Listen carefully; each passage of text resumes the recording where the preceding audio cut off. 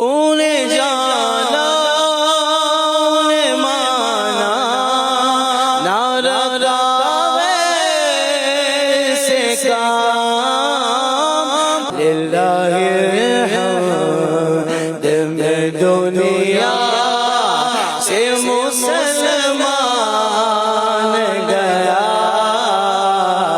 للہ الحمد میں دنیا سے مسلمان گیا۔ خاص طور پر اس شعر کے حوالے سے میں آپ سے یہ سوال کرنا چاہتا ہوں کہ عمومی طور پر اس طرح کی بات ہوتی ہے نا، اب چونکہ سید اعلیٰ ظاہری طور پر بھی حیات ہیں اور آپ لکھ رہے ہیں کہ انہیں جانا انہیں مانا نہ رکھا غیر سے کام، انشاءاللہ میں دنیا سے مسلمان جاؤں گا، اس طرح کی بات نہیں فرمائی آپ نے۔ یقیناً للہ الحمد میں انشاءاللہ بھی شامل ہے، لیکن یہاں اس مقام پر سید اعلیٰ حضرت نے یہ کیوں ارشاد فرمایا، یہ کیوں کہا کہ للہ الحمد میں دنیا سے مسلمان گیا؟ کیا اس معاملے میں اتنا ہی یقین دکھانا ہے؟ یہ ارشاد فرمائیے۔ للہ الحمد میں دنیا سے مسلمان گیا، نکیرین کرتے ہیں تعظیم میری، فدا ہو کہ تجھ پر یہ عزت ملی ہے۔ اب نکیرین کی تعظیم کا موقع تو قبر میں جانے سے بعد ہی آئے گا، وہ تو پہلے جیتے جی آپ فرما گئے۔ تو یہ ساری باتیں حسن ظن پر ہیں۔ سرکار سے محبت ہے مجھے کہ سرکار مجھے تنہا چھوڑیں گے ہی نہیں۔ یوں سرکار سے محبت ہے، سرکار سے عشق ہے تو میرے ایمان کو انشاءاللہ کچھ نہیں ہوگا۔ للہ الحمد، اسی کے لیے حمد ہے، اسی کی اللہ کے لیے تعریف ہے کہ وہ میں دنیا سے مسلمان گیا۔ تو بعض اوقات یہ کہ ماضی کو حال سے مطلب بولا جاتا ہے اشعار میں، بعض اوقات مستقبل کو حال میں کہا جاتا ہے۔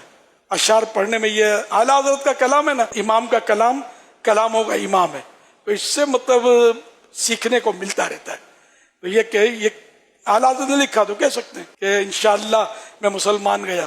تو بعض اوقات یہ ماضی، اور اس میں آپ کو ایک مثال دوں، احیاء العلوم میں امام غزالی رحمۃ اللہ علیہ نے فرمایا کہ جس نے کل روزہ رکھا تھا وہ یہ کہہ سکتا ہے کہ انشاءاللہ میں نے کل روزہ رکھا تھا۔ روزہ اسی وقت ہے جبکہ اللہ کی بارگاہ میں قبول بھی ہوا ہو، اس لیے انشاءاللہ کہنے میں حرج نہیں ہے۔ نہ رکھا غیر سے کام، اس پر بھی کچھ کلام فرما دیں۔ مطلب یہ کہ میں نے سرکار کا جب دامن تھام لیا تو سرکار سے کوئی بڑا ہے نہیں کہ جن کا میں دامن تھاموں۔ یہاں انہیں یہ ایسے اس کا مطلب نہیں غوث پاک کا دامن ہم نے تھاما تو ہم غلط ہو گئے، بس سرکار صلی اللہ علیہ وسلم کی عظمت کے اعتبار سے سرکار سب سے بڑے ہیں، تو میں نے ان جیسا کسی کو نہیں سمجھا، ان جیسا کسی کا دامن ہے ہی نہیں۔ تو یہ مطلب تعویلات تو سمجھ میں آتی ہے۔ غوث پاک کا دامن بھی حقیقت میں سرکار کا دامن ہے، ہم غوث پاک کو مانتے اسی لیے کہ یہ سرکار کو مانتے ہیں، سرکار کی آل ہے صلی اللہ علیہ وسلم، اسی لیے ہم نے جس کو بھی مانا اسی وجہ سے مانا کہ یہ سرکار کے ہیں۔ تو انڈائریکٹ یہ ہوا کہ ہم نے بس غیر سے کام نہیں ہے، سرکار سے، کہ سب سرکار کے ہیں۔ سادات کرام کا احترام کیوں کرتے ہیں؟ سرکار کی اولاد ہیں۔ اہل بیت سے کیوں محبت کرتے ہیں؟ سرکار کی آل ہے۔ صحابہ سے کیوں محبت کرتے ہیں؟ کہ سرکار کی صحبت یافتہ ہی ہیں۔ صلو علی الحبیب صلی اللہ علیہ محمد۔